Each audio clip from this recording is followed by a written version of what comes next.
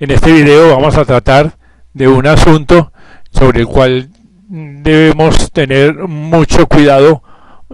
porque es muy delicado y por varias razones. Primera, que es un tema demasiado antiguo, que se pierde en la historia de los tiempos, como dicen los autores, o sea, en la prehistoria casi de la humanidad. Y se trata del tema de la alquimia. Es demasiado antiguo y así que ha sido considerado de muchas formas a través del desenvolvimiento de las distintas de los distintos ciclos, de las distintas etapas de la humanidad. Segundo, que es un tema que está generalmente encriptado, es alegórico, o sea, todos sabemos que la alegoría es un disfraz, es ponerle un velo, es ponerle como una cortina al conocimiento, y las explicaciones y los conceptos se daban en términos de tal manera que no todo el mundo pudiera comprenderlos. Aquí viene al texto considerar que anteriormente todas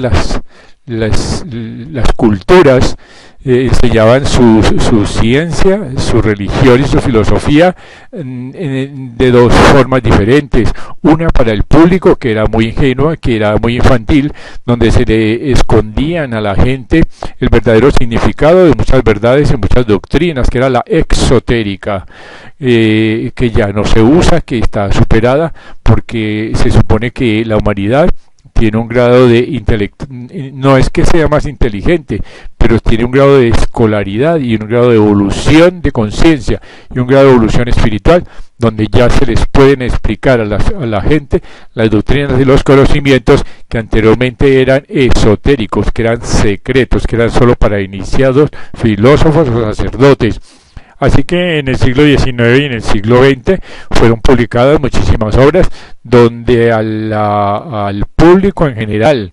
ya se les daban las etapas y los procedimientos para la evolución de la conciencia, de tal manera que cada uno pudiera ser su propio sacerdote. El término de alquimia se asemeja o se compara muchísimo en la actualidad con el término de la astrología esotérica.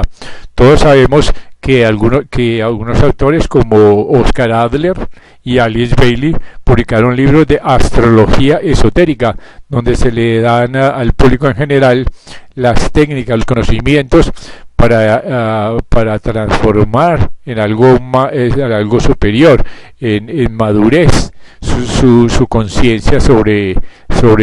el mundo físico, sobre el mundo emocional, sobre el mundo intelectual, sobre el mundo espiritual, para llegar así a una fe más madura y más moderna. Así que con estas advertencias y sabiendo que existen muchísimos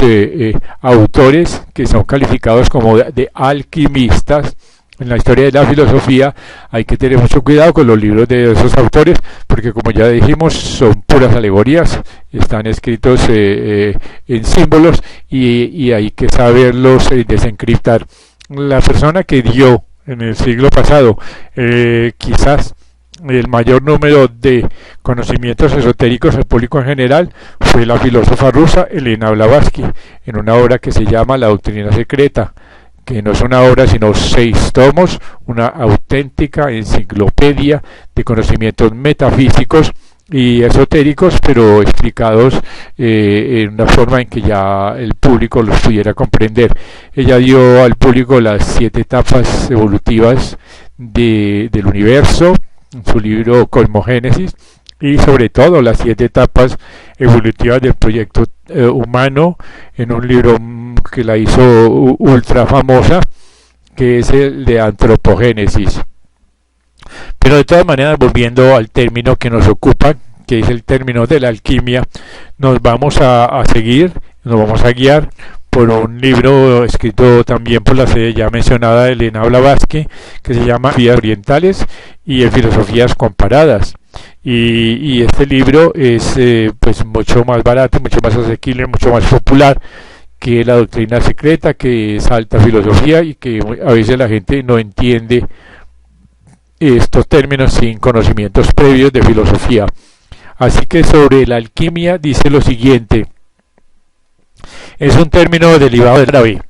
y en arábigo se escribe ul-kemi, y es, como lo indica el nombre, la química de la naturaleza. Ul-kemi, alquimia, sea como fuere, es solo una voz arabizada, tomada del griego chemia, de chumos, o sea, zumo, o sea, que quiere decir jugo extraído de una planta. Dice el doctor Wynne Westcott, que es un escritor y investigador sobre estos temas, lo siguiente: el uso primitivo del actual término alquimia se encuentra en las obras de Giulio Firmicus, que vivió en los tiempos de Constantino el Grande. La Biblioteca Imperial de París contiene el más antiguo tratado de alquimia existente conocido en Europa, y se supone que fue escrito en lengua griega por Zósimo de Panopilia, Pilita, unos 400 años después de Jesucristo. El tratado que le sigue en antigüedad es debido a Eneas Gaseus, 480 años después de Jesucristo. Y agrega el artículo: la alquimia trata pues de las fuerzas más sutiles de la naturaleza y de las diversas condiciones en que aquellas obran, pretendiendo bajo el velo del lenguaje, más o menos artificial, comunicar a los no iniciados la porción del Mysterium Magnum, que puede ponerse con seguridad en manos de un mundo egoísta. El alquimista siente pues como primer principio la existencia de cierto disolvente universal, por cuyo medio todos los cuerpos compuestos se resuelven en la sustancia homogénea de la cual fueron producidos, sustancia a la que da el nombre de oro puro, entre comillas, o suma materia. Este disolvente, llamado también menstruum universale, tendría la virtud de expeler del cuerpo humano todo germen de enfermedad, de renovar la juventud y prolongar la vida, y tal es el lapis philosophorum, o piedra filosofal.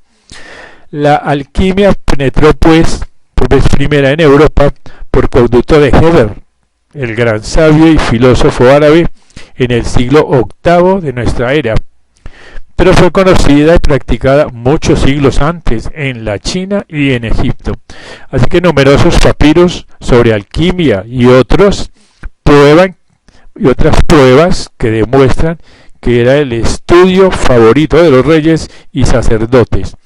y han sido exhumados y conservados con el nombre genérico de tratados herméticos. La alquimia pues se estudia bajo tres aspectos diversos, susceptibles de muy distintas interpretaciones, y son: primero, el aspecto cósmico, el humano y el terrestre. Estos tres métodos estaban representados por las tres propiedades alquímicas: azufre, mercurio y sal en forma simbólica. Varios escritores han afirmado que hay 3, 7, 10 y 12 procedimientos respectivamente, pero todos concuerdan en que no hay sino un solo objeto en alquimia, que es el de transmutar en oro puro los metales groseros, en sentido también simbólico. Con todo, respecto a lo que en realidad es aquel oro, muy poca gente lo sabe con exactitud. No cabe duda de que existe en la naturaleza una transmutación de los metales más viles en el más noble, o sea, el oro. Pero este es tan solo un aspecto de la alquimia, el terrestre, o sea, el puramente material, pues lógicamente comprendemos que el mismo procedimiento se ejecuta en las entrañas de la tierra. Sin embargo, aparte de esta interpretación, existe en la alquímica un significado simbólico, puramente psíquico y espiritual. En tanto que el alquimista cabalista va en pos de la realización del primero, el alquimista ocultista, desdeñando el oro de las minas, presta toda su atención y concentra todos sus esfuerzos únicamente en la transmutación del cuaternario inferior en la divina Trinidad superior del hombre, que cuando al fin se fusionan forman uno solo. Aquí debemos agregar que el hombre tiene 7 cuerpos. Los 4 primeros son los cuerpos más materiales, y los 3 primeros y los 3 últimos, o sea, el triángulo superior, Atma, Buddhi, Manis, deben fundirse al final de la evolución en un solo cuerpo para que el hombre se convierta en el hombre espiritual. Los planes espirituales, que son mental, superior, psíquico y físico de la existencia humana, se comparan en alquimia a los 4 elementos: fuego, aire, agua y tierra, y cada uno de ellos es susceptible de una triple constitución, a saber, fija, variable y volátil, o positivo, negativo y neutro, tal como los signos del zodíaco. Pero poco o nada sabe el mundo acerca del origen de esta rama arcaica de la filosofía. Pero sin ningún género de duda es anterior a la construcción de todo zodíaco conocido y cómo se relaciona con las fuerzas personificadas de la naturaleza. Probablemente es también anterior a todas las mitologías del mundo. Así que tampoco cabe la menor duda de que el verdadero secreto de la transmutación en el plano físico fue conocido en la antigüedad, pero se perdió antes de la aurora del llamado período histórico. Así pues, la química moderna debe a la alquimia sus mejores descubrimientos y fundamentales, pero haciendo caso omiso del innegable axioma de esta última, de que no existe más que un solo elemento en el universo, la química clasificó los metales entre los elementos, y hasta ahora no ha empezado a darse cuenta de este craso error. Hasta algunos enciclopedistas se ven ahora obligados a confesar que si la mayor parte de los relatos de transmutaciones son engaño o ilusión, entre paréntesis podemos decir, sin embargo, algunos de ellos van acompañados de cierto testimonio que los hace probables. Por medio de la batería galvánica se ha descubierto que aún los álcalis tienen una base metálica. La posibilidad de obtener metal de otras sustancias que contengan los ingredientes que lo componen y de transmutar un metal en otro debe por consiguiente dejarse sin resolver. Tampoco deben ser considerados como impostores todos los alquimistas, ya que muchos de ellos han trabajado teniendo la convicción de lograr su objeto con incansable paciencia y pureza de corazón, cosa que los verdaderos alquimistas recomiendan muy encarecidamente como principal requisito para el buen éxito de sus operaciones. Y agrega el anterior este artículo: es la alquimia la ciencia por la cual pueden las cosas no solo ser descompuestas y recompuestas, como se hace en química, sino por la que también su naturaleza esencial puede ser cambiada y elevada a más alto grado, o sea, ser transmutada cada una en otra. La química trata solo de la materia muerta, mientras que la alquimia verdadera emplea la vida como factor. Toda cosa es de triple naturaleza, de la que su forma material y objetiva es su manifestación inferior. Así es que, por ejemplo, hay oro espiritual, inmaterial, oro astral, etéreo, fluido e invisible, y oro terrestre, sólido, material y visible. Los dos primeros son, digámoslo así, el espíritu y el alma del último, y empleando los poderes espirituales del alma, podemos producir cambios en aquellos, en fin, de que se hagan visibles en el estado objetivo. Ciertas manifestaciones exteriores pueden ayudar a los poderes del alma en su operación, pero sin tener los segundos, las manipulaciones serán del todo inútiles. Así que los procedimientos alquímicos pueden, por lo tanto, ser utilizados con éxito únicamente por aquel que es alquimista de nacimiento o por educación. Siendo toda cosa de triple naturaleza, hay un triple aspecto en la alquimia. En su aspecto superior enseña la regeneración del hombre espiritual, la purificación de la mente y de la voluntad, el ennoblecimiento de todas las facultades anímicas, y en su aspecto más bajo trata de las sustancias físicas y abandonando el reino del alma viviente y descendiendo a la materia muerta, termina en la ciencia de la química de nuestros días. Así que la verdadera alquimia es un ejercicio de mágico poder de la libre voluntad espiritual del hombre, y por esta razón no puede ser practicada sino por aquel que ha renacido en espíritu. Estos pues, son algunos conceptos que nos pueden dar luces sobre lo que es realmente la palabra alquimia. Pero miremos lo que dice el glosario teosófico que estamos analizando sobre la palabra alquimistas. Dice, es una voz derivada de al y chemi, fuego, o el dios y patriarca Cam, también nombre del Egipto. Los rosacruces de los tiempos medievales, tales como Roberto de Fluctibus,